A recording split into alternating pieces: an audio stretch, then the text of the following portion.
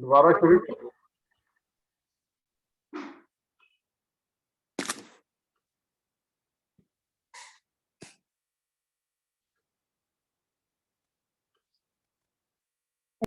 हाँ जी, जिहड़ी असी पैरीफेरल नॉलेज की गल कर रहे सीगे कि जिहड़ी असी किताबी ज्ञान प्राप्त करते हाँ या इधरों उधरों जो साडे ज्ञानी दे सानू जानकारी देंदे हन वो प्रैक्टिकल नॉलेज नहीं हुंदी है, वो देखा देखी की नॉलेज हुंदी है और साडे अंदरों जिहड़ा साडे मन नूं जिहड़ी है वो प्रभावित करने वाली नहीं हुंदी है। सो जो असली ज्ञान जिसकी असी अज विचार पिछली बारी भी की है तो अज भी करनी है वो है तत्व ज्ञान, वो है ब्रह्म ज्ञान। जित तक ब्रह्म ज्ञान की गल है वो ज्ञान जो केवल परमात्मा का ज्ञान है, परमात्मा की सानू दसदा है उसकी होंद के बारे और उसने कदों जड़ी है इस सृष्टि की साजना की वो प्रभु बेअंत है। तो उसकी जो नॉलेज है सानू जो ज्ञान है वो असली ज्ञान है, वो प्रैक्टिकल ज्ञान है। तो वो प्रैक्टिकल ज्ञान जो गुरु साहबान ने भगतां ने उस अकाल पुरख के नाल एकमिक हो करके जो उस तो आनंद प्राप्त किया, जो ओदे गुनाह का उन्होंने अनुभव किया, उन्होंने गुनाह नूं गुरबाणी के अंदर अंकित किया है। तो सानू तत्व ज्ञान या यथार्थ ज्ञान या प्रैक्टिकल ज्ञान की खोज वास्ते सानू गुरबाणी के नाल जुड़ना पेगा और गुरबाणी सानू दसेगी कि असल विच ज्ञान है की। तो इस तो अगली गल जी की है कि एक गुरु तो ही ज्ञान जड़ा है वो मिल सकता है, क्योंकि ज्ञान का सोमा जोड़ा है वो गुरु है।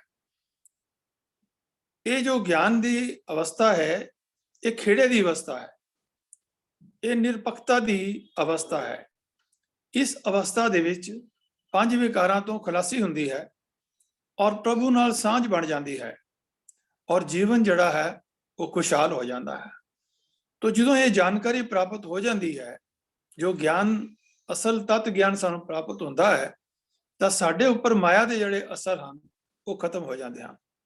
तो ये ज्ञान नूं जो असी देखते हाँ गुरबाणी दे विचों तो सानू प्रभु की विशालता का ज्ञान हुंदा है गुरबाणी दे विचों। तो असी इतना ही कह सकते हाँ कि प्रभु अगम है, अगोचर है, विशाल है, बेअंत है, अपार है, क्योंकि प्रभु की विशालता का अंत नहीं पाया जा सकता। उस परमात्मा की सिफत सलाह करने वास्ते अनेक ही जड़े भगत हैं जड़े हैं वो यतन सदियों तो करते आ रहे हैं।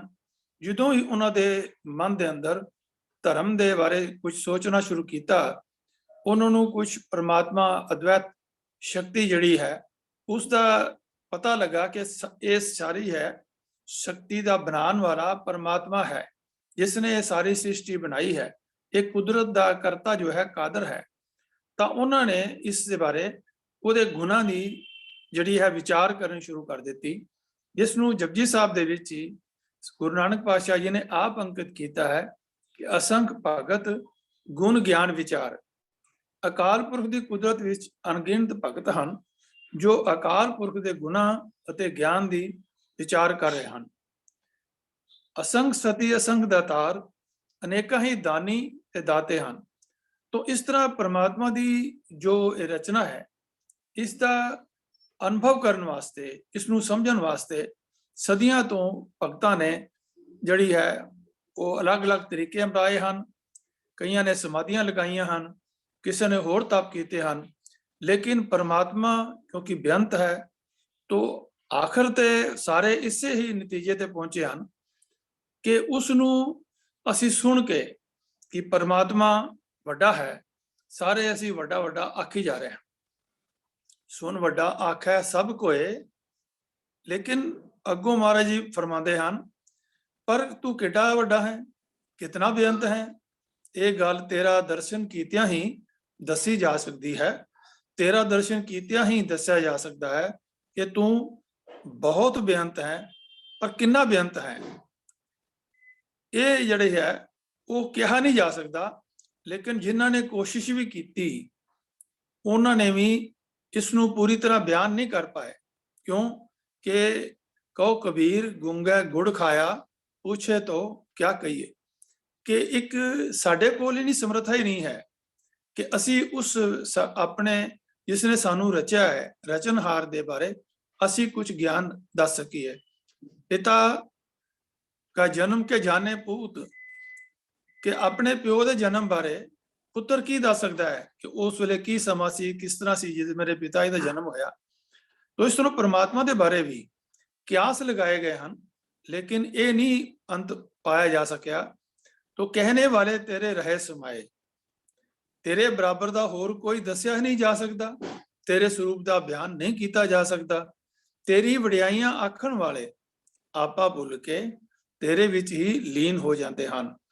भाव कि जिमें कि एक समुद्र की बूंद है, वो समुद्र की बूंद जिहड़ी है वो समुद्र के विचों ही पैदा हुई है, लेकिन उस समुद्र के बारे उसकी की डूंघियाई है, वो किन्ना उसकी विशालता है उस समुद्र की वो दस नहीं सकती है। लेकिन आखिरकार वो बुलबुला जो फटता है वो समुद्र दे विच समा जाता है। तो यही साडे मनुख की जो है फितरत है कि असी उस परमात्मा के बारे जो अनुभव कर सकते हाँ, जिमें वो समुद्र की बूंद ने समुद्र में समा करके अनुभव किया है, तो असी भी उहदे विच समा करके ही उसका जिहड़ा है अनुभव कर सकते हैं। तो वडे मेरे साहिबा गैर गंभीरा गुनी गहीरा, ये मेरे बड़े मालक मानो एक डूंगा समुंदर है, तू बड़े जिगरे वाला है कि तू बेअंत गुणा वाला है। कोई ना जाने तेरा केता केवड़ चीरा, कि तेरा कितना बड़ा विस्तार है कोई दस नहीं सकता है। सब सुरती मिल सुरत कमाई, सब कीमत मिल कीमत पाई, तू केवड़ किड्डा बड़ा है। एक गल लभन वास्ते समाधियां लाउण वाले कई वड्डे वड्डे प्रसिद्ध जोगियां ने ध्यान जोड़न के यतन किए, मुड़ मुड़ यतन किए, पर तेरे बराबर की कोई भी हस्ती उन्होंने लभी नहीं है। ये परमात्मा की जो है बयानता की एक गल कर रहे हैं कि परमात्मा बेअंत है। तो उन्होंने भावें कोशिश की है, जोगियां ने सिद्धा ने दूसरे ने की है, बड़े बड़े स्कॉलर्स ने की है, लेकिन कहन ना जाए तेरी तिल वड़ियाई कि तिल मात्र भी वो तेरे ज्ञान नू पूर्ण ज्ञान नू तेरे बारे पूरी जानकारी जिहड़ी है वो दस नहीं सके कि तू किड्डा वड्डा है। तो अगे असी देखते हैं कि उसनू बयान क्यों नहीं किया जा सकता। उसका कारण है कि वड्डा साहेब ऊंचा थाओ ऊंचे ऊपर ऊंचा नाम, कि परमात्मा आप वड्डा है, उसकी हस्ती जिहड़ी है आप वड्डी है और उसका रुतबा वड्डा है और उस तो उपर उसदियां वडियाइयां हैं। एवड़ ऊंचा होवे कोई परमात्मा जिहड़ी वड्डी हस्ती होवेगी, परमात्मा वड्डा ऊंचा रुतबा होएगा, तो उही उस परमात्मा के बारे पूर्ण तौर के उपर दस सकेगा, भाव नहीं दस सकते। वड्डी हूं वड्डा अपार तेरा मर्तबा, रंग परंग अनेक ना जाने करतबा, कि तू एडा वड्डा है अपार है, तेरा मर्तबा बड़ा वड्डा है, तेरा रुतबा बड़ा वड्डा है। रंग परंग अनेक न जापन जाने करतबा, कि तेरे जड़े रंग बिरंगे जड़े करतब हैं जो तू रचना रची है अनेका प्रकार की, उन्होंने कोई समझ नहीं सकता। जिया अंदर जी सब कुछ जानदा, कि तू सारे जिया के अंदर वस रहा है, कि तू सारे ही जड़े जिया के अंदर की गल जानता है। सबको तेरे वास तेरा घर भला, कि तेरा जरा घर है वो भला है, वो सोहना है, सब चीज़ां तेरे वस विच आन, तेरे कंट्रोल विच आन। तेरे घर वडियाई, तेरे घर आनंद वडियाई तुद घर, मान महत्ता तेज अपना आप जार। ये सारियां खुशियां ते सारियां वडियाइयां तेरे घर विच आन, अब तेरे पास आन, ते तेरा मान और महत्ता जिहड़ी है महानता जिहड़ी है उसका तेज जिहड़ा है वो तू आप ही जार सकता है, और कोई उस तेज के बारे बयान नहीं कर सकता। तो इस कुदरत की जिहड़ी इन्नी वड्डी जिहड़ी है बयान करना कुदरत का मुश्किल है। तो असी ये कहते हैं कि तेरे दाने कीमत ना पवे तिस दाते कवन सुमार, कि ये इन्नी वधिया कुदरत बनाई है, उस कुदरत के बारे असी कुछ दस नहीं सकते, ਤੇ ਪਰਮਾਤਮਾ ਹੈ ਅਕਾਲ ਪੁਰਖ ਵਾਹਿਗੁਰੂ ਜੀ ਤੁਹਾਡੇ ਬਾਰੇ ਅਸੀਂ ਕਿਵੇਂ ਜਿਹੜੀ ਹਾਂ ਉਹ ਦੱਸ ਸਕਦੇ ਹਾਂ। ਭਾਵ ਸਾਡੇ ਵਾਸਤੇ ਬੜੀ ਇੰਪੋਸੀਬਲ ਹੈ, ਮੁਸ਼ਕਲ ਹੈ। ਤੋ ਇਹ ਜਦੋਂ ਗੁਰੂ ਕੋਲੋਂ ਇਹ ਗਿਆਨ ਪ੍ਰਾਪਤ ਹੁੰਦਾ ਹੈ ਤਾਂ ਸਾਡੇ ਮਨ ਵਿੱਚ ਗੁਰੂ ਇਹ ਅਹਿਸਾਸ ਕਰਾ ਦਿੰਦਾ ਹੈ ਕਿ ਗੁਰੂ ਦੀਆਂ ਵਡਿਆਈਆਂ, ਵਡਿਆਈ ਵੱਡਾ ਪਾਇਆ, ਉਹਦੀਆਂ ਵਡਿਆਈਆਂ ਕਰ ਕਰਕੇ, ਉਹਦੇ ਗੁਣਾਂ ਨੂੰ ਗਾ ਕਰਕੇ, ਗੁਣ ਕਹੇ ਗੁਣੀ ਸਮਾਵਣਿਆ, ਕਿ ਉਹ ਗੁਣਾਂ ਨੂੰ ਗਾ ਕਰਕੇ ਉਸ ਗੁਣਾਂ ਦੇ ਵਿੱਚ ਉਸ ਪਰਮਾਤਮਾ ਗੁਣੀ ਦੇ ਅੰਦਰ ਸਮਾਇਆ ਜਾ ਸਕਦਾ ਹੈ।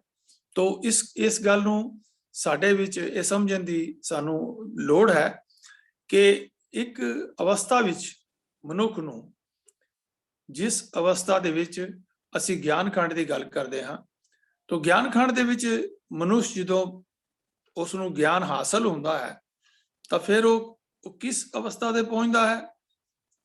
ਇਹ ਸਤਿਗੁਰੂ ਜੀ ਨੇ ਇਹ ਬਖਸ਼ਿਸ਼ ਕੀਤੀ ਹੈ ਜਪਜੀ ਸਾਹਿਬ ਵਿੱਚ ਹੀ, ਕਿ ਪਹਿਲਾ ਮਨੁੱਖ ਦੁਨੀਆ ਦੇ ਵਿਸ਼ੇ ਵਿਕਾਰਾਂ ਵੱਲੋਂ ਪਰਤ ਕੇ ਆਤਮਾ ਵੱਲ ਝਾਤੀ ਮਾਰਦਾ ਹੈ ਤੇ ਸੋਚਦਾ ਹੈ ਕਿ ਮੇਰੇ ਜੀਵਨ ਦਾ ਕੀ ਪ੍ਰਯੋਜਨ ਹੈ। ਇਹ ਜਿਹੜੇ ਪੰਜ ਖੰਡ ਜਪਜੀ ਸਾਹਿਬ ਵਿੱਚ ਰੱਖੇ ਹਨ, ਧਰਮ ਖੰਡ, ਖੰਡ ਖੰਡ, ਕਰਮ ਖੰਡ, ਧਰਮ ਖੰਡ, ਗਿਆਨ ਖੰਡ, ਕਰਮ ਖੰਡ, ਸ਼ਰਮ ਖੰਡ ਔਰ ਫਿਰ ਸੱਚਖੰਡ। तो ये जो अवस्था दसी है, तो सब तो पहला जो बंदा ज्ञान वाले पासे मुड़दा है, जांदा है, तो ओदी अवस्था ये हुंदी है कि उन्होंने अपना फर्ज पता लगता है कि मेरा मनुखा जन्म मैं किस वास्ते इस संसार विच आया हाँ। भाई प्राप्त मानुक दे हुरिया, गोबिंद मिलन की ए तरी बरिया, और किम सचारा होई है, किम कूड़े टुटे पाल। तो इस गल दा जिहड़ा जिस वेले एहसास हुंदा है ਤੇ ਉਹ ਸਮਝ ਲਓ ਹਾਲੀ ਆਪਣੇ ਧਰਮ ਖੰਡ ਦੇ ਵਿੱਚ ਹੀ ਵਿਚਰਿਆ ਹੈ। ਤੋ ਇਸ ਅਵਸਥਾ ਵਿੱਚ ਮਨੁੱਖ ਇਹ ਵਿਚਾਰਦਾ ਹੈ ਕਿ ਇਸ ਧਰਤੀ ਉੱਤੇ ਜੀਵ ਧਰਮ ਕਮਾਉਣ ਲਈ ਆਏ ਹਨ। ਅਕਾਲ ਪੁਰਖ ਦੇ ਦਰ ਤੇ ਜੀਵਾਂ ਦੇ ਆਪੋ ਆਪਣੇ ਕੀਤੇ ਕਰਮਾਂ ਅਨੁਸਾਰ ਨਵੇੜਾ ਹੁੰਦਾ ਹੈ। ਇਸ ਦਾ ਵੀ ਉਸ ਨੂੰ ਗਿਆਨ ਹੁੰਦਾ ਹੈ। ਉਹ ਉਸ ਦੀ ਹਜ਼ੂਰੀ ਵਿੱਚ ਅਕਾਲ ਪੁਰਖ ਦੀ ਬਖਸ਼ਿਸ਼ ਨੂੰ ਪ੍ਰਾਪਤ ਹੁੰਦੇ ਹਨ। ਜਿਨ੍ਹਾਂ ਗੁਰਮੁਖਾਂ ਉੱਤੇ ਅਕਾਲ ਪੁਰਖ ਦੀ ਬਖਸ਼ਿਸ਼ ਹੁੰਦੀ ਹੈ ਉਹ ਉਸ ਦੀ ਹਜ਼ੂਰੀ ਵਿੱਚ ਸੌਂਪਦੇ ਹਨ। ਇੱਥੇ ਦੁਨੀਆ ਵਿੱਚ ਆਦਰ ਜਾਂ ਨਿਰਾਦਰੀ ਕੋਈ ਮੁੱਲ ਨਹੀਂ ਰੱਖਦੇ। ਉਹੀ ਆਦਰ ਵਾਲੇ ਹਨ ਜੋ ਅਕਾਲ ਪੁਰਖ ਦੇ ਦਰ ਤੇ ਪ੍ਰਵਾਨ ਹਨ। ਜਿਉਂ-ਜਿਉਂ ਮਨੁੱਖ ਦੀ ਸੁਰਤ ਜਿਹੜੀ ਹੈ ਉਹ ਉੱਚੀ ਹੁੰਦੀ ਹੈ, ਇਹੋ ਜਿਹੇ ਖਿਆਲਾਂ ਵਿੱਚ ਸੁਰਤ ਜੁੜਦੀ ਹੈ, ਤਿਉਂ-ਤਿਉਂ ਉਸ ਦੇ ਅੰਦਰੋਂ ਸਵਾਰਥ ਦੀ ਗੰਢ ਜਿਹੜੀ ਹੈ ਉਹ ਖੁੱਲਦੀ ਹੈ। ਮਨੁੱਖ ਪਹਿਲਾਂ ਮਾਇਆ ਵਿੱਚ ਮਸਤ ਰਹਿਣ ਕਰਕੇ ਆਪਣੇ ਆਪ ਨੂੰ ਜਾਂ ਆਪਣੇ ਪਰਿਵਾਰ ਨੂੰ ਹੀ ਆਪਣਾ ਜਾਣਦਾ ਸੀ ਤੇ ਇਹਨਾਂ ਤੋਂ ਪਰੇ ਹੋਰ ਕਿਸੇ ਵਿਚਾਰ ਵਿੱਚ ਨਹੀਂ ਸੀ ਪੈਂਦਾ। ਹੁਣ ਆਪਣਾ ਧਰਮ ਸਮਝਣ ਤੇ ਆਪਣੀ ਵਾਕਫੀਅਤ ਨੂੰ ਵਧਾਉਣ ਦਾ ਯਤਨ ਕਰਦਾ ਹੈ। ਯਥਾਰਥ ਨੌਲੇਜ ਗਿਆਨ ਨੂੰ ਹਾਸਲ ਕਰਨ ਦੀ ਕੋਸ਼ਿਸ਼ ਕਰਦਾ ਹੈ। ਵਿਦਿਆ ਤੇ ਵਿਚਾਰ ਦੇ ਬਲ ਨਾਲ ਅਕਾਲ ਪੁਰਖ ਦੀ ਬੇਅੰਤ ਕੁਦਰਤ ਦਾ ਨਕਸ਼ਾ ਅੱਖਾਂ ਅੱਗੇ ਲਿਆਉਣ ਲੱਗ ਪੈਂਦਾ ਹੈ। ਗਿਆਨ ਦੀ ਹਨੇਰੀ ਆ ਜਾਂਦੀ ਹੈ ਜਿਸ ਦੇ ਅੱਗੇ ਸਭ ਭਰਮ ਵਹਿਮ ਉੱਡ ਜਾਂਦੇ ਹਨ। ਭਾਵ ਜਿਸ ਵੇਲੇ ਮਨੁੱਖ ਨੂੰ ਯਥਾਰਥ ਗਿਆਨ ਗੁਰੂ ਕੋਲੋਂ ਪ੍ਰਾਪਤ ਹੁੰਦਾ ਹੈ, ਉਸ ਵੇਲੇ ਉਸ ਦੇ ਅੰਦਰ ਜੋ ਭਰਮ ਔਰ ਵਹਿਮ ਸਨ, ਜੋ ਉਸ ਦਾ ਸਿਰਫ ਆਪਣੇ ਪਰਿਵਾਰ ਦਾ ਮੋਹ ਸੀ, ਸਿਰਫ ਪਰਿਵਾਰ ਬਾਰੇ ਹੀ ਸੋਚਦਾ ਸੀ, ਉਸ ਵੇਲੇ ਉਸ ਦੇ ਮਨ ਦੇ ਅੰਦਰੋਂ ਇਹ ਵਹਿਮ ਔਰ ਭਰਮ ਸਾਰੇ ਉੱਡ ਜਾਂਦੇ ਹਨ। ਇਸ ਤਰ੍ਹਾਂ ਜਿਵੇਂ ਹਨੇਰੀ ਆਉਂਦੀ ਹੈ ਤੇ ਹਨੇਰੀ ਦੇ ਅੱਗੇ ਜਿਹੜੇ ਹਨ ਉਹ ਕੱਖ ਵਗੈਰਾ ਜਿਹੜੇ ਹਨ ਉਹ ਕੂੜ ਕਬਾੜ ਉੱਡ ਜਾਂਦਾ ਹੈ। ਤਾਂ ਜਿਉਂ-ਜਿਉਂ ਅੰਦਰ ਵਿਦਿਆ ਦੁਆਰਾ ਸਮਝ ਵੱਧਦੀ ਹੈ, ਤਿਉਂ-ਤਿਉਂ ਉਹ ਆਨੰਦ ਮਿਲਦਾ ਹੈ ਉਸ ਨੂੰ, ਜੋ ਪਹਿਲਾਂ ਮਾਇਆ ਦੇ ਪਦਾਰਥ ਵਿੱਚ ਨਹੀਂ ਸੀ ਮਿਲਦਾ। ਮਾਇਆ ਦੇ ਪਦਾਰਥ ਭੋਗਦਾ ਸੀ, ਲੇਕਿਨ ਉਸ ਨੂੰ ਖਿੰਨ ਭਾਂਗਣ ਵਾਸਤੇ ਉਸ ਨੂੰ ਆਨੰਦ ਪ੍ਰਾਪਤ ਹੁੰਦਾ ਸੀ। ਲੇਕਿਨ ਅਸਲ ਵਿੱਚ ਆਨੰਦ ਜਿਹੜਾ ਹੈ ਉਸ ਨੂੰ ਹੁਣ ਪਰਮਾਤਮਾ ਦੇ ਨਾਲ ਜੁੜਨ ਦੇ ਨਾਲ ਹੀ, ਪਰਮਾਤਮਾ ਕੋਲੋਂ ਅਸਲ ਗਿਆਨ ਪ੍ਰਾਪਤ ਹੋਣ ਨਾਲ ਹੀ ਉਸ ਦੇ ਅੰਦਰੋਂ ਜਿਹੜੀ ਹੈ ਭਰਮ ਵਹਿਮ ਜਿਹੜੇ ਦੂਰ ਹੁੰਦੇ ਹਨ। ਤਾਂ ਪਰ ਇਸ ਰਾਹੇ ਪੈ ਕੇ ਮਨੁੱਖ ਨਿਰਾ ਇੱਥੇ ਹੀ ਬਸ ਨਹੀਂ ਕਰ ਦਿੰਦਾ। ਬਾਣੀ ਦੀ ਵਿਚਾਰ ਉਸ ਨੂੰ ਉਦਮ ਵੱਲ ਪ੍ਰੇਰਦੀ ਹੈ। ਨਿਰਾ ਅਕਲ ਨਾਲ ਸਮਝ ਲੈਣਾ ਕਾਫੀ ਨਹੀਂ। ਮਨ ਦਾ ਪਹਿਲਾ ਸੁਭਾਅ ਪਹਿਲੀਆਂ ਭੈੜੀਆਂ ਵਾਦੀਆਂ ਨਿਰੀ ਸਮਝ ਨਾਲ ਨਹੀਂ ਹਟ ਸਕਦੀਆਂ। ਇਸ ਪਹਿਲੀ ਘਾੜਤ ਨੂੰ, ਇਹਨਾਂ ਪਹਿਲੇ ਸੰਸਕਾਰਾਂ ਨੂੰ ਤੋੜ ਕੇ ਅੰਦਰ ਨਵੀਂ ਘਾੜਤ ਘੜੀ ਹੈ। ਅੰਦਰ ਉੱਚੀ ਸੁਰਤ ਵਾਲੇ ਸੰਸਕਾਰ ਜਮਾਣੇ ਹਨ। ਅੰਮ੍ਰਿਤ ਵੇਲੇ ਜਾਗਣ ਆਦਿਕ ਵਿੱਚ ਮਿਹਨਤ ਕਰਨੀ ਹੈ।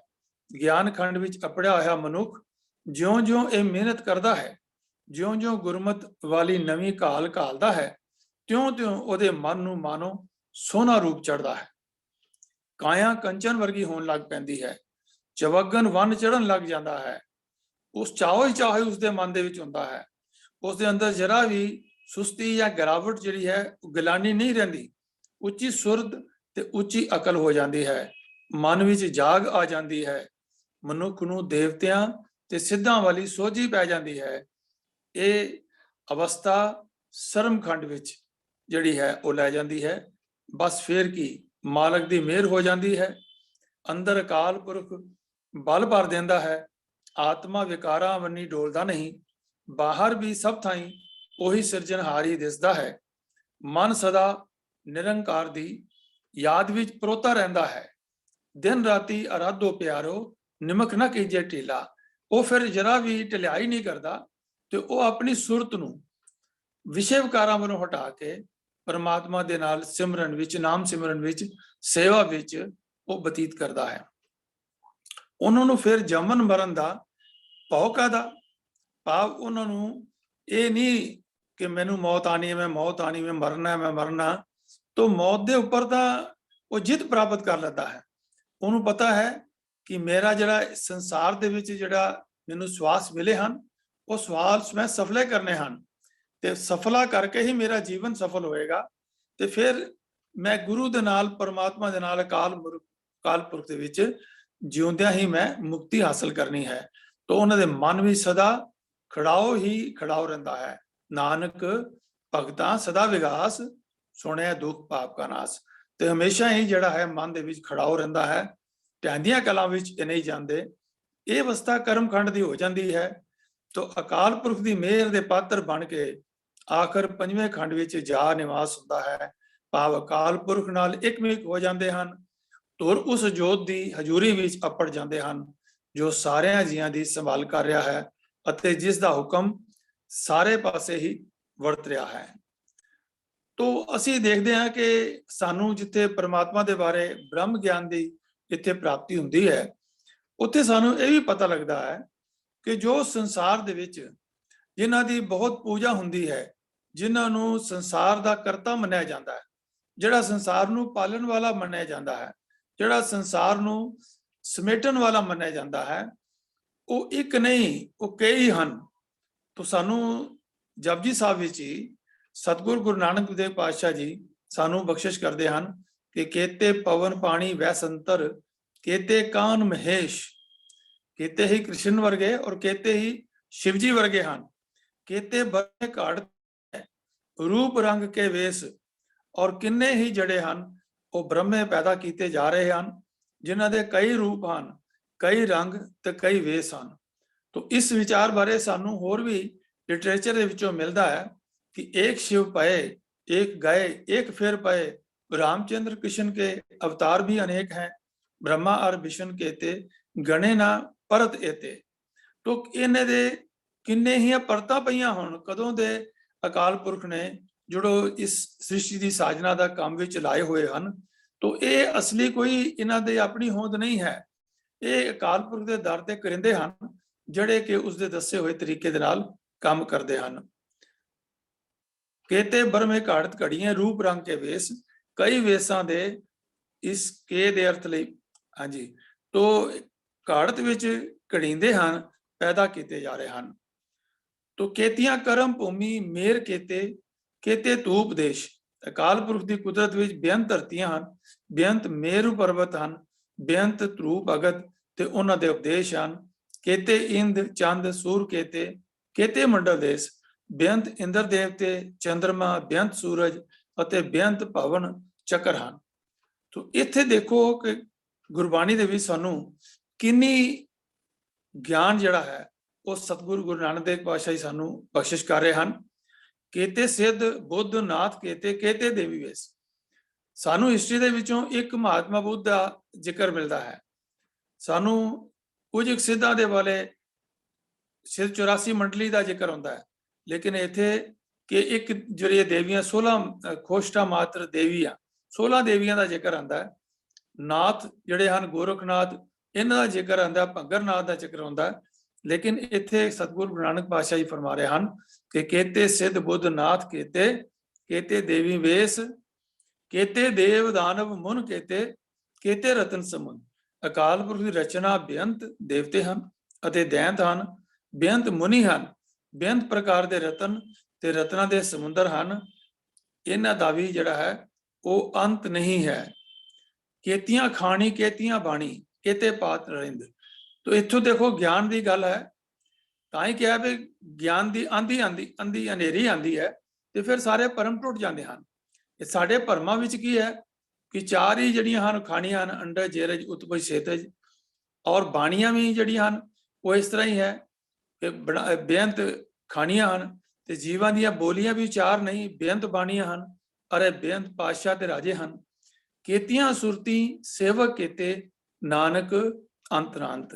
ਤੋ ਸਤਿਗੁਰੂ ਨਾਨਕ ਪਾਤਸ਼ਾਹ ਜੀ ਨੇ ਇਸ 35ਵੀਂ ਪੌੜੀ ਦੇ ਅੰਦਰ ਜਪਜੀ ਸਾਹਿਬ ਵਿੱਚ ਸਾਨੂੰ ਇਹ ਬਖਸ਼ਿਸ਼ ਕੀਤੀ ਹੈ ਕਿ ਬੇਅੰਤ ਪ੍ਰਕਾਰ ਦੇ ਧਿਆਨ ਹਨ ਜੋ ਜੀਵ ਮਨ ਦੁਆਰਾ ਲਾਉਂਦੇ ਹਨ, ਬੇਅੰਤ ਸੇਵਕ ਹਨ। हे ਨਾਨਕ ਕੋਈ ਅੰਤ ਨਹੀਂ ਪਾ ਸਕਦਾ, ਕੋਈ ਉਸ ਪ੍ਰਮਾਤਮਾ ਦੀ ਕ੍ਰੀਏਸ਼ਨ ਜਿਹੜੀ ਹੈ ਉਹ ਰਚਨਾ ਹੈ, ਉਸ ਦਾ ਅੰਤ ਨਹੀਂ ਪਾ ਸਕਦਾ। ਕੇਵਲ ਅਸੀਂ ਉਸ ਗਿਆਨ ਦਾ ਲਾਹਾ ਲੈ ਸਕਦੇ ਹਾਂ ਕਿ ਉਸ ਗਿਆਨ ਦੇ ਰਾਹੀਂ ਸਾਡੇ ਮਨ ਦੇ ਵਿੱਚੋਂ ਭਰਮ ਦੂਰ ਹੋ ਸਕਦੇ ਹਨ, ਸਾਡੇ ਮਨ ਦੇ ਵਿੱਚੋਂ ਮਾਇਆ ਦਾ ਪ੍ਰਭਾਵ ਜਿਹੜਾ ਹੈ ਉਹ ਦੂਰ ਹੋ ਸਕਦਾ ਹੈ, ਅਸੀਂ ਵਿਸ਼ੇ ਵਿਕਾਰਾਂ ਤੋਂ ਬਚ ਸਕਦੇ ਹਾਂ।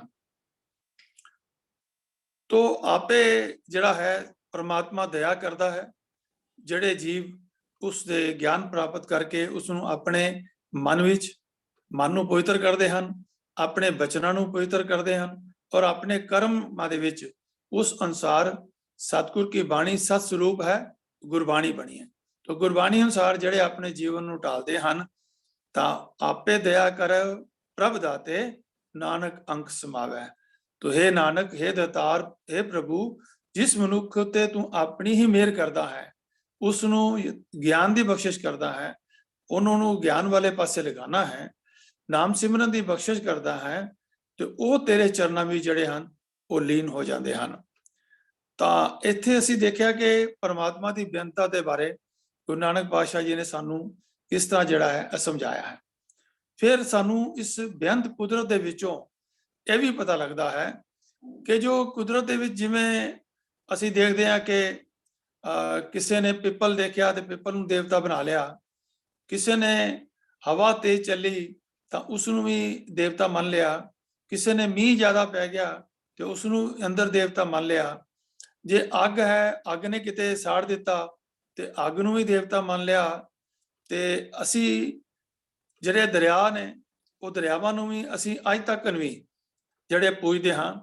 ਲੇਕਿਨ ਗੁਰੂ ਨਾਨਕ ਪਾਤਸ਼ਾਹ ਤੇ ਗੁਰੂ ਗੋਬਿੰਦ ਸਿੰਘ ਪਾਤਸ਼ਾਹ ਨੇ ਜਦੋਂ ਖਾਲਸੇ ਦੀ ਸਿਰਜਣਾ ਕੀਤੀ ਤਾਂ ਉਹਨਾਂ ਨੇ ਆਪਣਾ ਜਿਹੜਾ ਐਡਰੈਸ ਕੀਤਾ ਤੇ ਉਹਦੇ ਅੰਦਰ ਇੱਕ ਗੱਲ ਉਹਨਾਂ ਨੇ ਜ਼ਰੂਰ ਕੀਤੀ, ਜੋ ਡਾਕਟਰ ਕਪੂਰ ਸਿੰਘ ਜੀ ਨੇ ਉਹਨਾਂ ਨੇ ਆਪਣੀ ਜਿਹੜੀ ਕਿਤਾਬ ਲਿਖੀ ਹੈ ਉਸ ਦੇ ਵਿੱਚ ਲਿਖਿਆ ਹੈ ਕਿ ਸਭ ਤੋਂ ਪਹਿਲਾਂ ਗੁਰੂ ਗੋਬਿੰਦ ਸਿੰਘ ਮਹਾਰਾਜ ਨੇ ਖਾਲਸੇ ਦੇ ਮਨ ਦੇ ਵਿੱਚੋਂ ਇਹ ਵਹਿਮ ਕੱਢਿਆ ਕਿ ਕੋਈ ਦੇਵੀ ਦੇਵਤੇ ਸਾਡੇ ਇਸ਼ਟ ਨਹੀਂ ਹਨ, ਕੋਈ ਦਰਿਆ ਜਿਹੜੇ ਹਨ ਉਹ ਗੰਗਾ ਜਾਂ ਗੋਦਾਵਰੀ ਜਾਂ ਕੋਈ ਵੀ ਜਮਨਾ ਆਦਿ ਕੋਈ ਵੀ ਜਿਹੜੇ ਦਰਿਆ ਹਨ ਇਹ ਸਾਡੇ ਦੇਵਤੇ ਨਹੀਂ ਹਨ, ਅਸੀਂ ਇਹਨਾਂ ਨੂੰ ਪੂਜਣਾ ਨਹੀਂ ਹੈ। ਇਹ ਇੱਕ ਕੁਦਰਤ ਨੇ ਸਾਨੂੰ ਨਿਆਮਤਾਂ ਦਿੱਤੀਆਂ ਹਨ ਤੇ ਉਹਨਾਂ ਨਿਆਮਤਾਂ ਦਾ ਅਸੀਂ ਜਿਹੜਾ ਹੈ ਉਹ ਆਨੰਦ ਮਾਣਨਾ ਹੈ। ਤੋ ਇਹ ਗੱਲ ਕਹੀ ਕਿ ਇਹ ਸਾਡੇ ਕੰਮ ਹਨ, ਇਹ ਸਾਡੇ ਕੰਮ ਆਉਂਦੇ ਹਨ। ਲੇਕਿਨ ਜਿਵੇਂ ਇੰਗਲਿਸ਼ ਵਿੱਚ ਕਿਹਾ ਗਿਆ ਹੈ ਕਿ ਇਹ ਜਿਹੜੀ ਚੀਜ਼ਾਂ ਹਨ ਇਹ ਸਾਡੇ ਸਰਵੈਂਟ ਤੇ ਅੱਛੇ ਹਨ ਲੇਕਿਨ ਸਾਡੇ ਮਾਲਕ ਜਿਹੜੇ ਹਨ ਉਹ ਬੁਰੇ ਹਨ। ਤਾਂ ਇਹਨਾਂ ਨੂੰ ਆਪਣੇ ਮਾਲਕ ਨਹੀਂ ਬਣਨ ਦੇਣਾ, ਇਹਨਾਂ ਨੂੰ ਜਿਵੇਂ ਕੰਟਰੋਲ ਦੇ ਵਿੱਚ ਰੱਬ ਨੇ ਰੱਖਿਆ ਹੈ ਉਸ ਤਰ੍ਹਾਂ ਹੀ ਇਸ ਦਾ ਇਸਤੇਮਾਲ ਕਰਨਾ ਚਾਹੀਦਾ ਹੈ। ਤੋ ਸਤਿਗੁਰੂ ਜੀ ਨੇ ਫਰਮਾਇਆ ਹੈ ਆਸਾ ਕੀ ਵਾਰ ਵਿੱਚ, ਗੁਰੂ ਨਾਨਕ ਪਾਤਸ਼ਾਹ ਜੀ ਨੇ, ਭੈ ਵਿੱਚ ਪਵਨ ਵਹਿ ਸਦਭਾਵ, ਹਵਾ ਸਦਾ ਹੀ ਰੱਬ ਦੇ ਡਰ ਵਿੱਚ ਚੱਲ ਰਹੀ ਹੈ। ਤੋ ਜੇਕਰ ਅਸੀਂ ਸਮਝਦੇ ਹਾਂ ਕਿ ਕਿਤੇ ਕੋਈ ਸੁਨਾਮੀ ਆ ਗਈ ਹੈ ਜਾਂ ਕਿਤੇ ਕੋਈ ਹੋਰ ਚੀਜ਼ ਆ ਜਾਂਦੀ ਹੈ ਤਾਂ ਇਹ ਅਸੀਂ ਇਹ ਸਮਝੀਏ ਕਿ ਇਹ ਪਰਮਾਤਮਾ ਦਾ ਹੁਕਮ ਵਿੱਚ ਹੀ ਇਹ ਸਾਰੀ ਚੀਜ਼ਾਂ ਜਿਹੜੀਆਂ ਹਨ ਇਹ ਵਾਪਰ ਰਹੀਆਂ ਹਨ, ਪਰਮਾਤਮਾ ਨੇ ਆਪ ਕੰਟਰੋਲ ਕੀਤੀਆਂ ਹੋਈਆਂ ਹਨ। ਤੋ ਭੈ ਵਿੱਚ ਚੱਲੇ ਲੱਖ ਦਰਿਆ, ਤੋ ਜਿੰਨੇ ਹੀ ਲੱਖਾਂ ਦਰਿਆ ਬੇਅੰਤ ਦਰਿਆ ਜਿਹੜੇ ਹਨ ਧਰਤੀ ਦੇ ਉੱਪਰ ਹਨ ਉਹ ਵੀ ਜਿਹੜੇ ਹਨ ਉਸ ਦਰਿਆ ਦੇ ਜਿਹੜਾ ਹੈ ਉਹ ਕੰਟਰੋਲ ਦੇ ਵਿੱਚ, ਅਕਾਲ ਪੁਰਖ ਦੇ ਕੰਟਰੋਲ ਵਿੱਚ ਚੱਲ ਰਹੇ ਹਨ। ਉਹ ਭੈ ਵਿੱਚ ਅਗਨ ਕਢੈ ਵਿਗਾਰ। ਅੱਗ ਜੋ ਸੇਵਾ ਕਰ ਰਹੀ ਹੈ ਇਹ ਵੀ ਰੱਬ ਦੇ ਭੈ ਵਿੱਚ ਹੀ ਹੈ, ਪਰਮਾਤਮਾ ਦੇ ਹੁਕਮ ਵਿੱਚ ਹੀ ਹੈ। ਭੈ ਵਿੱਚ ਧਰਤੀ ਦੱਬੀ ਭਾਰ, ਸਾਰੀ ਧਰਤੀ ਰੱਬ ਦੇ ਡਰ ਦੇ ਕਾਰਨ ਹੀ ਭਾਰ ਹੇਠ ਨੱਪੀ ਹੋਈ ਹੈ। ਭੈ ਵਿੱਚ ਇੰਦ ਫਿਰੈ ਸਿਰ ਭਾਰ, ਤੋ ਰੱਬ ਦੇ ਭੈ ਵਿੱਚ ਹੀ ਜੋ ਬੱਦਲ ਹਨ ਇਹ ਸਿਰ ਭਾਰ ਫਿਰ ਰਹੇ ਹਨ, ਭਾਵ ਮੇਘ ਉਸ ਦੀ ਰਜਾ ਵਿੱਚ ਹੀ ਉੱਡ ਰਹੇ ਹਨ। ਤੋ ਅਸੀਂ ਇੰਦਰ ਨੂੰ ਬੜਾ ਵੱਡਾ ਦੇਵਤਾ ਮੰਨਿਆ ਹੈ, ਦੇਵਤਿਆਂ ਦਾ ਦੇਵਤਾ ਅਗਰ ਮੰਨਿਆ ਹੈ, ਮਨੁੱਖਾਂ ਦਾ ਦੇਵਤਾ ਮੰਨਿਆ ਹੈ, ਬੜੀ ਉੱਚੀ ਉਸ ਦੀ ਪਦਵੀ ਜਿਹੜੀ ਹੈ ਮੰਨੀ ਗਈ ਹੈ। ਲੇਕਿਨ ਇੱਥੇ ਗੁਰੂ ਨਾਨਕ ਪਾਤਸ਼ਾਹ ਉਸ ਦੀ ਬਰਾਬਰੀ ਜਿਹੜੇ ਹਨ ਉਹ ਬੱਦਲਾਂ ਨਾਲ ਕਰ ਰਹੇ ਹਨ ਕਿ ਬੱਦਲ ਜਿਹੜੇ ਹਨ, ਕਿਉਂਕਿ ਜਿਹੜੇ ਅਣਜਾਣ ਵਿਅਕਤੀ ਸਨ ਜਿਨ੍ਹਾਂ ਨੂੰ ਯਥਾਰਥ ਗਿਆਨ ਨਹੀਂ ਸੀ, ਉਹ ਬੱਦਲ ਆ ਗਏ ਤੇ ਕਹਿੰਦੇ ਵੀ ਰੱਬ ਆ ਗਿਆ, ਇੰਦਰ ਦੇਵਤਾ ਆ ਗਿਆ। ਜੇ ਮੀਂਹ ਵਸ ਗਿਆ ਤੇ ਇੰਦਰ ਦੇਵਤਾ ਪ੍ਰਸੰਨ ਹੋ ਗਿਆ, ਜੇ ਨਹੀਂ ਵਸਿਆ ਤੇ ਫਿਰ ਯੱਗ ਕਰਨੇ ਸ਼ੁਰੂ ਕਰ ਦਿੱਤੇ ਕਿ ਇੰਦਰ ਦੇਵਤਾ ਵਸੇ ਜੀ, ਇੰਦਰ ਦੇਵਤਾ ਵਸੇ ਜੀ। ਤੋ ਐਸੇ ਬੜੇ ਭਰਮ ਵਹਿਮ ਜਿਹੜੇ ਹਨ ਉਹ ਸਤਿਗੁਰੂ ਜੀ ਨੇ ਆਪਣੇ ਇਸ ਗੁਰਬਾਣੀ ਗਿਆਨ ਰਾਹੀਂ ਸਾਡੇ ਦੂਰ ਕੀਤੇ ਹਨ। ਭੈ ਵਿੱਚ ਰਾਜਾ ਧਰਮ ਦੁਆਰ, ਧਰਮ ਰਾਜ ਦਾ ਦਰਬਾਰ ਵੀ ਰੱਬ ਦਾ ਡਰ ਵਿੱਚ ਹੀ ਹੈ, ਭਾਵ ਰਾਜਾ ਧਰਮ ਦੁਆਰ ਅਕਾਲ ਪੁਰਖ ਆਪ ਹੀ ਹੈ ਔਰ ਆਪ ਹੀ ਉਸ ਦੀ ਹੋਲੀ ਪ੍ਰੈਜ਼ੈਂਸ ਜਿਹੜੀ ਹੈ ਉਹਦੇ ਵਿੱਚ ਹੀ ਸਾਰੇ ਜਿਹੜੇ ਹਨ ਉਹ ਨਿਰਣੇ ਜਿਹੜੇ ਹੁੰਦੇ ਹਨ। ਤੋ ਅੱਜ ਸੰਸਾਰ ਦੇ ਅੰਦਰ ਸੂਰਜ ਦੇਵਤੇ ਨੂੰ ਬੜੀ ਮਾਨਤਾ ਪ੍ਰਾਪਤ ਹੈ। ਜਿਹੜੀਆਂ ਵੀ ਅੱਜ ਕੱਲ ਅਸੀਂ ਸੰਗਰਾਂਦਾਂ ਜਿਹੜੀਆਂ ਮਨਾਈਆਂ ਜਾਂਦੀਆਂ ਹਨ ਉਹ ਕੇਵਲ ਸੂਰਜ ਕਰਕੇ ਹਨ ਕਿ ਸੂਰਜ ਆਪਣੀਆਂ ਰਾਸ਼ੀਆਂ 12 ਰਾਸ਼ੀਆਂ ਵਿੱਚ ਇੱਕ ਰਾਸ਼ੀ ਤੋਂ ਜਦੋਂ ਦੂਸਰੀ ਰਾਸ਼ੀ ਵਿੱਚ ਪ੍ਰਵੇਸ਼ ਕਰਦਾ ਹੈ ਤਾਂ ਉਹਨੂੰ ਕਹਿੰਦੇ ਹਨ ਕਿ ਇਹ ਸੰਕ੍ਰਾਂਤੀ ਹੋ ਗਈ ਹੈ। ਇਸ ਨੂੰ ਸਾਡੇ ਜੋ ਸਿਸਟਰ ਕੰਸਰਨ ਹੈ ਹਿੰਦੂ ਧਰਮ ਹੈ ਉਹਦੇ ਅੰਦਰ ਬੜੀ ਮਾਨਤਾ ਹੈ, ਕਿਉਂਕਿ ਉਹ ਸੂਰਜ ਨੂੰ ਦੇਵਤਾ ਕਰਕੇ ਮੰਨਦੇ ਹਨ। ਲੇਕਿਨ ਗੁਰੂ ਨਾਨਕ ਪਾਤਸ਼ਾਹ ਨੇ ਕਿਹਾ ਹੈ ਇਸ ਤਰ੍ਹਾਂ ਹੀ ਕਿ ਚੰਦਰਮਾ ਨੂੰ ਵੀ ਜਿਵੇਂ ਉਹ ਪੂਰਨਮਾਸ਼ੀ ਜਾਂ ਮੱਸਿਆ ਕਰਕੇ ਇਕਾਦਸ਼ੀ ਕਰਕੇ ਉਸ ਨੂੰ ਮੰਨਦੇ ਹਨ ਕਿ ਜਿਉਂ-ਜਿਉਂ ਚੰਦਰਮਾ ਘਟਦਾ ਹੈ ਤੇ ਫਿਰ ਵੱਧਦਾ ਹੈ, ਉਹਨਾਂ ਥਿੱਤਾਂ ਨੂੰ ਵੀ ਜਿਹੜੇ ਹਨ ਉਹ ਪਵਿੱਤਰ ਮੰਨ ਕਰਕੇ ਜਿਹੜੇ ਹਨ ਉਸ ਨੂੰ ਮੰਨਦੇ ਹਨ, ਧਰਮ ਦਾ ਇੱਕ ਅੰਗ ਉਹਨਾਂ ਨੂੰ ਮੰਨਦੇ ਹਨ। ਲੇਕਿਨ ਗੁਰੂ ਸਾਹਿਬ ਫਰਮਾ ਰਹੇ ਹਨ ਸੂਰਜ ਵੀ ਤੇ ਚੰਦਰਮਾ ਵੀ ਰੱਬ ਦੇ ਹੁਕਮ ਵਿੱਚ ਹੀ ਹਨ ਕਿ ਉਹ ਵੱਧਦੇ ਹਨ ਜਾਂ ਘਟਦੇ ਹਨ, ਤੇ ਜਾਂ ਉਹਨਾਂ ਦੀ ਰੋਸ਼ਨੀ ਵੱਧਦੀ ਹੈ ਜਾਂ ਰੋਸ਼ਨੀ ਘਟਦੀ ਹੈ, ਤੇ ਜਾਂ ਧੁੱਪ ਵੱਧਦੀ ਹੈ ਜਾਂ ਧੁੱਪ ਘਟਦੀ ਹੈ, ਉਹ ਕੇਵਲ ਪਰਮਾਤਮਾ ਦੇ ਹੀ ਹੁਕਮ ਅਨੁਸਾਰ ਹੈ। ਕੋ ਕਰੋੜੀ ਚਲਤ ਨਾ ਅੰਤ, ਤੋ ਕਰੋੜਾਂ ਕੋਹਾਂ ਚਲਦਿਆਂ ਦੇ ਪੈਂਡੇ ਦਾ ਓੜਕ ਨਹੀਂ ਹੁੰਦਾ ਕਿ ਉਹ ਕਿੰਨਾ ਕੁ ਚੱਲ ਚੁੱਕੇ ਹਨ ਉਸ ਪਰਮਾਤਮਾ ਦੀ ਰਜ਼ਾ ਦੇ ਅੰਦਰ, ਅੱਜ ਤੱਕ ਉਸ ਦਾ ਅੰਦਾਜ਼ਾ ਨਹੀਂ ਲਗਾਇਆ ਜਾ ਸਕਦਾ। ਤੋ ਭੈ ਵਿੱਚ ਸਿੱਧ ਬੁੱਧ ਸੁਰਨਾਥ, ਇਹ ਮੈਂ ਬੇਨਤੀ ਕੀਤੀ ਸੀਗੀ ਕਿ ਅਸੀਂ ਇੱਕ ਬੁੱਧ ਦੇ ਬਾਰੇ ਜਾਣਦੇ ਹਾਂ, ਲੇਕਿਨ ਇੱਥੇ ਕਹਿ ਰਹੇ ਹਨ ਕਿ ਸਿੱਧ ਆਨੇਵਾ ਆਦਿਕ 8 ਸਿੱਧੀਆਂ ਨੂੰ ਜਿਨ੍ਹਾਂ ਮਹਾਤਮਾ ਲੋਕਾਂ ਨੇ ਪ੍ਰਾਪਤ ਕਰ ਲਿਆ ਸੀ ਹੁੰਦਾ ਸੀ ਉਹਨਾਂ ਨੂੰ ਸਿੱਧ ਕਿਹਾ ਜਾਂਦਾ ਸੀ। ਉਗੇ ਹੋਏ ਜੋਗੀ ਬੁੱਧ ਗਿਆਨਵਾਨ ਜੋ ਜਗਤ ਦੇ ਮਾਇਕ ਬੰਧਨਾਂ ਤੋਂ ਮੁਕਤ ਹਨ। ਤੋ ਇਹ ਵੀ ਸਾਰੇ ਜਿਹੜੇ ਹਨ ਉਹ ਰੱਬ ਦੇ ਭੈ ਵਿੱਚ ਹੀ ਇਹ ਭਗਤੀ ਵਿੱਚ ਲੱਗੇ ਹੋਏ ਹਨ, ਇਸ ਖੋਜ ਦੇ ਵਿੱਚ ਲੱਗੇ ਹੋਏ ਹਨ। ਤੋ ਭੈ ਵਿੱਚ ਆੜਾ ਨੇ ਆਕਾਸ਼, ਇਹ ਉੱਪਰ ਤਨੇ ਹੋਏ ਆਕਾਸ਼ ਜਿਹਦਾ ਕੋਈ ਥੰਮ ਨਹੀਂ, ਬਿਨ ਥੰਮਾ ਗਗਨ ਰਹਾਇਆ, ਇਹ ਉੱਪਰ ਤਨੇ ਹੋਏ ਆਕਾਸ਼ ਜੋ ਦਿਸਦੇ ਹਨ ਇਹ ਵੀ ਭੈ ਵਿੱਚ ਹੀ ਹਨ। ਇਹ ਸਪੇਸ ਵੀ ਉਸ ਪਰਮਾਤਮਾ ਦੇ ਭੈ ਵਿੱਚ ਹੀ ਹੈ। ਅਗਰ ਸਪੇਸ ਨਹੀਂ ਹੈ ਤਾਂ ਨਥਿੰਗ ਕੈਨ ਐਗਜ਼ਿਸਟ। ਤੋ ਇਹ ਧਰਤੀ ਵੀ ਸਪੇਸ ਹੈ, ਇਹ ਆਕਾਸ਼ ਵੀ ਸਪੇਸ ਹੈ। ਭੈ ਵਿੱਚ ਜੋਧ ਮਹਾਬਲ ਸੂਰ, ਭੈ ਵਿੱਚ ਹੀ ਬੜੇ ਬੜੇ ਬਲ ਵਾਲੇ ਯੋਧੇ ਤੇ ਸੂਰਮੇ ਸਭ ਰੱਬ ਦੇ ਭੈ ਵਿੱਚ ਹਨ। ਭੈ ਵਿੱਚ ਆਵੈ ਜਾਵੈ ਪੂਰ, ਪੂਰਾਂ ਦੇ ਪੂਰ ਜੀਵ ਜੋ ਜਗਤ ਵਿੱਚ ਜੰਮਦੇ ਤੇ ਮਰਦੇ ਹਨ ਸਭ ਭੈ ਵਿੱਚ ਹਨ। ਕੋਈ ਵੀ ਉਸਦੇ ਭੈ ਤੋਂ ਉਸਦੇ ਹੁਕਮ ਤੋਂ ਬਾਹਰ ਨਹੀਂ ਹੈ। ਲੇਕਿਨ ਇੱਕ ਗੱਲ ਸਾਨੂੰ ਸਪਸ਼ਟ ਸਮਝਾ ਦਿੱਤੀ ਕਿ ਇਹ ਸਾਰੀ ਸ੍ਰਿਸ਼ਟੀ ਦੇ ਉੱਪਰ ਪਰਮਾਤਮਾ ਦਾ ਹੁਕਮ ਚੱਲ ਰਿਹਾ ਹੈ, ਪਰਮਾਤਮਾ ਦਾ ਭੈ ਚੱਲ ਰਿਹਾ ਹੈ। ਸਗਲਿਆਂ ਭਉ ਲਿਖਿਆ ਸਿਰਲੇਖ, ਸਾਰੇ ਜੀਵਾਂ ਦੇ ਮੱਥੇ ਤੇ ਭਉ ਰੂਪ ਲੇਖ ਲਿਖਿਆ ਹੋਇਆ ਹੈ, ਭਾਵ ਪ੍ਰਭੂ ਦਾ ਨਿਯਮ ਹੀ ਐਸਾ ਹੈ ਕਿ ਸਾਰੇ ਉਸਦੇ ਭੈ ਵਿੱਚ ਹਨ। ਲੇਕਿਨ ਪਰਮਾਤਮਾ ਜਿਹੜਾ ਆਪ ਹੈ ਉਹ ਇਸ ਸਾਰੇ ਹੀ ਜਿਹੜਾ ਇਸ ਸੰਸਾਰ ਦੇ ਵਿੱਚ ਵਿਰਾਜਮਾਨ ਹੈ, ਲੇਕਿਨ ਉਹਦੇ ਤੇ ਆਪਣਾ ਹੀ ਕਾਨੂੰਨ ਲਾਗੂ ਹੁੰਦਾ, ਕੋਈ ਹੋਰ ਕਾਨੂੰਨ ਉਸ ਪਰਮਾਤਮਾ ਦੇ ਉੱਪਰ ਲਾਗੂ ਨਹੀਂ ਹੋ ਸਕਦਾ, ਕਿਉਂਕਿ ਉਸ ਦੀ ਹਸਤੀ ਵਰਗਾ ਕੋਈ ਹੋਰ ਹੈ ਹੀ ਨਹੀਂ, ਉਸ ਦੇ ਬਰਾਬਰ ਕੋਈ ਹੈ ਹੀ ਨਹੀਂ, ਕਿਸੇ ਹੋਰ ਦਾ ਰੁਤਬਾ ਉਸ ਦੇ ਬਰਾਬਰ ਹੈ ਨਹੀਂ। ਨਾਨਕ ਨਿਰਭਉ ਨਿਰੰਕਾਰ ਸੱਚ ਏਕ, हे ਨਾਨਕ ਕੇਵਲ ਇੱਕ ਸੱਚਾ ਨਿਰੰਕਾਰ ਹੀ ਭੈ ਰਹਿਤ ਹੈ, ਉਸ ਦੇ ਉੱਪਰ ਕੋਈ ਭੈ ਨਹੀਂ ਹੈ। तो अगे हम थोड़ा जिहा ਅਸੀਂ देखिए कि विज्ञान की डिवेलपमेंटल अचीवमेंट तो पहला ही गुरु नानक देव जी ने अनुभव ज्ञान द्वारा गुरबाणी विच सानू जिहड़ी हैं कुछ जिहड़ी हैं वनगियां सानू दसी। तो ये अचंभे की गल है कि जिहड़ी साइंस है वो हुण कई चीज़ां नू जिहड़ी है वो प्रूव कर रही है। अज तक भी गुरबाणी दे विच जो लिखा है उसनू साइंस ने कंट्राडिक्ट नहीं किया, वो सिर्फ उसके अनुसार ही चली है। मैं कुछ को बेनती करता हाँ कि सुन समाज की अवस्था विच प्रभु सृष्टि रचना तो पहला भी मौजूद सीगा, कि परमात्मा सब तो पहला भी मौजूद सीगा। तो ये जो सौर मंडल ब्रह्मंड ग्रह ये सारी चीज़ां जिहड़ियां हन वो जिहड़ियां हन परमात्मा ने आप ही जिहड़े हन बनाए हन। विज्ञान ने इस बारे कुछ नहीं सीखिया, लेकिन जिस वेले पाताला पाताल लख आकाशा आकाश की गल जड़ी कीती है तो वो गुरु नानक पातशाह दे समय ही उन्होंने रिवील कीतियां हन। फिर कुछ गल्लां हन कि साचे ते पवना पिया, कि संसार की क्रिएशन दे विच सब तो जिहड़ी महत्वपूर्ण चीज़ है वो है हवा, ते साचे ते पवना पिया। तो इस तो पहले एक अवस्था का जिक्र असी करते हैं, महाराज सानू बख्शिश करते हैं कि अरबद नरबद धुंधुकारा धरन ना गगना हुक्म अपारा, ना दिन रहन ना चांद ना सूरज सुन समाध लगाए। कि उस वेले परमात्मा आप जिसनू गुरबाणी विच यह भी आंदा है कि 36 युग वो गुबार विच रहे हन, अपने आप विच रहे हन। उस वेले ना पौन सी ना पानी सी ना चंद सी ना सूरज सी ना कोई होर तरीके का आकाश सीगा ना धरती सी, कुछ भी नहीं सीगा। लेकिन वो अपनी सुन समाध अवस्था विच, वो सुन समाध अवस्था आपे विच ही जो पर अकाल पुरख वाहिगुरु जिहड़ा है विराजमान सीगा। तो उस वेले कहन ना जाई अचरज विस्माद, सुन समाध अनहद तैनाद, कहन ना जाए अचरज विस्माद। उस विस्माद की अवस्था जिस विच परमात्मा 36 युग रहा है वो कहा नहीं जा सकता। लेकिन उस तो बाद जो उन्हें एक तो अनेक होने का विचार प्रगट किया अकाल पुरख ने, तो फिर महाराज सानू बख्शिश करते हैं कि साचे ते पवना पिया पवने ते जल होए, जल ते त्रिभुवन साजियो घट घट जोत समोए।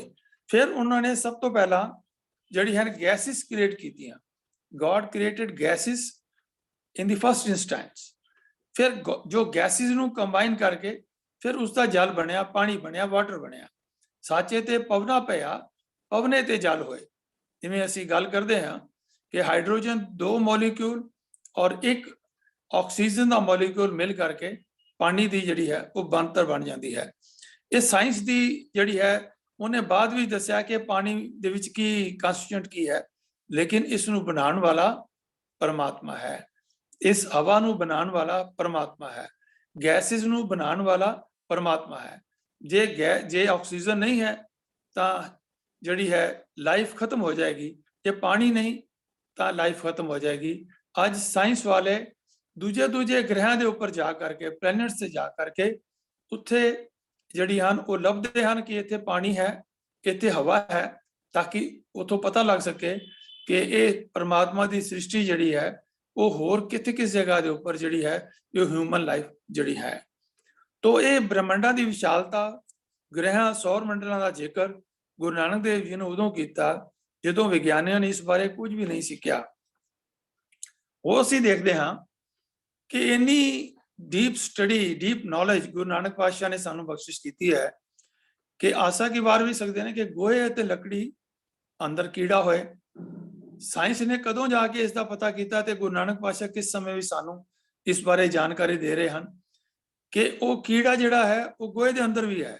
सानू गुरबाणी ये भी कहती है कि पत्थर दे विच भी कीड़ा है, वो जिहड़ा पत्थर विचों ही जिहड़ा है अपना आहार लभदा है।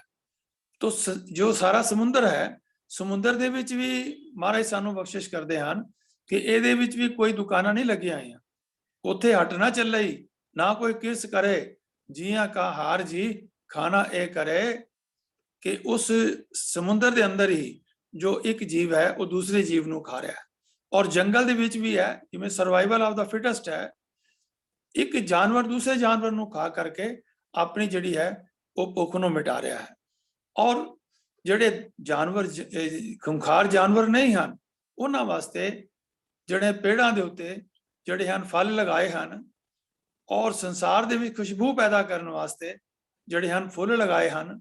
तो ये सारी वेजिटेशन जो है, ये जो वनस्पति है, ये जो परमात्मा ने जो सानू बना करके दी है, तो ये विशालता है। तो गुरु नानक पातशाह ने सानू किस तरीके नाल ये गल्लां दा जिहड़ा सानू ज्ञान बख्शिश कीता है। अज सैकड़े साल बाद साइंस गुरबाणी की खोज तत्थां दा समर्थन कर रही है।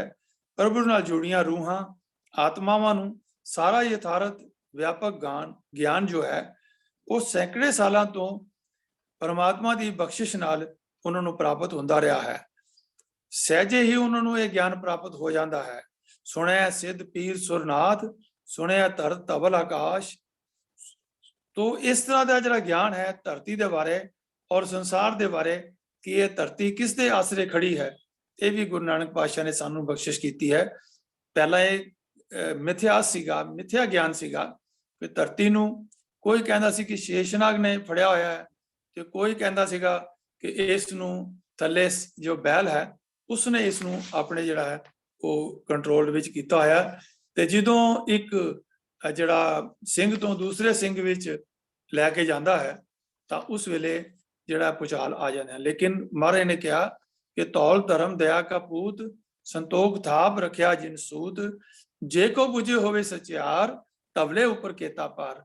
उसनू सच्चाई पता लगेगी, जिहड़ा इसनू समझेगा कि ये धरती जिहड़ी है वो धौल धर्म जिहड़ा धर्म का पुत्र है वो बलद है, ते उसने ही इसनू संसार नू चुक्या होया, किसी शरीरक बलद ने नहीं चुक्या होया।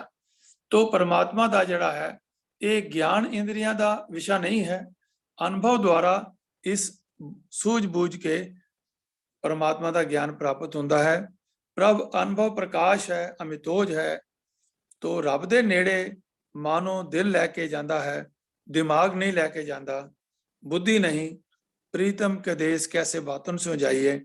तो मिस्टर पास्कल एक फ्रेंच फिलासफर होए हैं, उन्होंने लिखा है कि दिल दियां दलीलां नू दिमागी ज्ञान नहीं पहुंच सकता, कि जिहड़ियां दिल दियां गल्लां हन, जिहड़े मन दे राही असी जिसनों परमात्मा नू प्राप्त कर सकते हैं, मन दे राही मन तो जो स्वरूप है अपना मूल पहचान। तो मन जिहड़ा है वो जो स्वरूप है परमात्मा का ही अंश है। ते कहो कबीर हम राम की अंश, ते असी राम दी अंश हाँ, ते ओ मन दे राही असी मन नू परमात्मा दे नाल जोड़ करके सिमरन राही उस परमात्मा नू प्राप्त कर सकते हैं। तो मिस्टर पास्कल ने यह गल कही है, फ्रेंच फिलासफर ने, कि दिल दियां दलीलां नू दिमागी ज्ञान नाल नहीं पहुंचा जा सकता। मिस्टर बार्गसन एक होर फिलासफर होए हैं, उन्होंने कहा है कि mere mental exercise is incapable of comprehending spiritual wisdom knowledge। कि सिर्फ जड़ियां दिमागी जड़ी कसरत है उस नाल जड़ियां स्पिरिचुअल जड़ी है नॉलेज है, स्पिरिचुअल विजडम जड़ी है उसकी प्राप्ति जड़ी है नहीं हो सकती है। मिस्टर वाइट हैड एक और फिलासफर हैं, उन्होंने लिखा है कि बुद्धि तत्त ज्ञान नू खेरू खेरू करती है, कि जिथे दिमागी गल आ जाती है ते हर दिल ते हार्दिक एहसास तत्त ज्ञान नू एक लड़ी विच जोड़ता है। ये हार्दिक एहसास ही अनुभव का नाम है। तो ये हार्दिक जड़ा हार्दिक एहसास है, जड़ा दिल का एहसास है, वही सानू तत्त ज्ञान की लड़ी दे नाल जोड़ता है। तो अज असी इस विचार नू कंक्लूड करिए ते असी ये कह सकते हाँ कि प्रभु का ज्ञान अनुभव राही हुंदा है। एक सुते सिद्ध सहज ज्ञान है। ये पवित्र आत्मावां नू हुंदा है जो प्रभु नाल जुड़ियां हुंदियां हन ते सेवा सिमरन विच लगियां हुंदियां हन, गुरु नाल जुड़ियां हुंदियां हन, गुरु दे दसे रस्ते ते चल रही हुंदियां हन। इन्हां ते मन ते विकारां अते माया दा असर नहीं हुंदा। उस जिहड़े व्यक्ति हन उन्हां नू सिद्ध पीर और पैगंबर ਕਿਹਾ ਜਾਂਦਾ ਹੈ। ਇਹਨਾਂ ਦੇ ਉਪਦੇਸ਼ ਤੇ ਚੱਲ ਕੇ ਸਧਾਰਨ ਵਿਅਕਤੀ ਵੀ ਪ੍ਰਭੂ ਦੇ ਨਾਲ ਜਿਹੜਾ ਹੈ ਉਹ ਜੁੜ ਸਕਦਾ ਹੈ। ਤੋ ਅੱਜ ਦੀ ਵਿਚਾਰ ਤੋਂ ਇਹੀ ਨਿਰਣਾ ਨਿਕਲਦਾ ਹੈ, ਨਿਚੋੜ ਇਹ ਨਿਕਲਦਾ ਹੈ ਕਿ ਅਸੀਂ ਪ੍ਰਭੂ ਦੇ ਗਿਆਨ ਦਾ ਅੰਤ ਨਹੀਂ ਪਾ ਸਕਦੇ। ਪ੍ਰਭੂ ਆਪ ਬੇਅੰਤ ਹੈ, ਪ੍ਰਭੂ ਦੀ ਰਚਨਾ ਬੇਅੰਤ ਹੈ, ਪ੍ਰਭੂ ਦਾ ਗਿਆਨ ਬੇਅੰਤ ਹੈ। ਅਸੀਂ ਕੇਵਲ ਪ੍ਰਭੂ ਨਾਲ ਜੁੜ ਕਰਕੇ, ਉਹਦੇ ਚਰਨਾਂ ਨਾਲ ਜੁੜ ਕਰਕੇ, ਉਹਦੇ ਦੱਸੇ ਰਸਤੇ ਤੇ ਚੱਲ ਕੇ, ਗਿਆਨ ਨੂੰ ਆਪਣੇ ਜੀਵਨ ਵਿੱਚ ਧਾਰਨ ਕਰਕੇ, ਉਸ ਅਨੁਸਾਰ ਜੀਵਨ ਜੀ ਕਰਕੇ ਗੁਣ ਕਹਿ ਗੁਣੀ ਸਮਾਵਣਿਆਂ ਵਾਲੀ ਅਵਸਥਾ ਪ੍ਰਾਪਤ ਕਰ ਸਕਦੇ ਹਨ। ਹੋਈਆਂ ਬੇਅੰਤ ਭੁੱਲਾਂ ਦੀ ਆਪ ਸਭ ਪਾਸੋਂ ਖਿਮਾ ਹੈ। ਗੱਜ ਕੇ ਫਤਿਹ ਬੁਲਾਓ ਜੀ। ਵਾਹਿਗੁਰੂ ਜੀ ਕਾ ਖਾਲਸਾ, ਵਾਹਿਗੁਰੂ ਜੀ ਕੀ ਫਤਿਹ।